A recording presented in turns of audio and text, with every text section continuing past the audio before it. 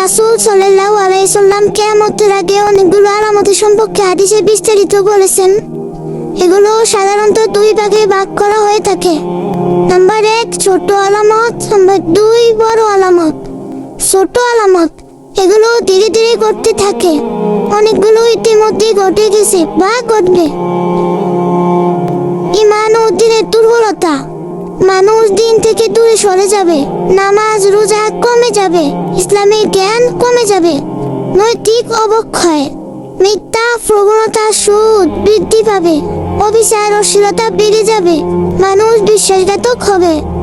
সামাজিক পরিবর্তন, অযোগ্য লোক নেতৃত্বে আসবে, গরিব লোক ধনী হয়ে উঁচু বিল্ডিং বানাবে, সময় দ্রুত চলে যাবে, সময় কম মনে হবে। অশান্তি ও ফিতনা, খুন খারাপি বেড়ে যাবে, ফিতনা ছড়িয়ে পড়বে, নিরাপত্তাহীন বাড়বে। 2 বড় আলামত, এগুলো কিয়ামতের খুব কাছাকাছি সময়ে হঠাৎ করে ঘটবে। দাজ্জালের আগমন, এআই আসবে, সে মানুষকে বিব্রত করবে, নিজেকে আল্লাহ দাবি করবে। ঈসা আলাইহিস সালামের আগমন, হযরত ঈসা আলাইহিস সালাম পৃথিবীতে ফিরে আসবে, দাজ্জালকে হত্যা করবে, ন্যায় বিচার প্রতিষ্ঠা করবে। ইয়াজুজ মাজুজ বের হবে, তারা পৃথিবীতে ভয়ঙ্কর ধ্বংস সৃষ্টি করবে। সূর্য পশ্চিম দিক থেকে উঠবে, তখন তাওবার দরজা বন্ধ হয়ে যাবে।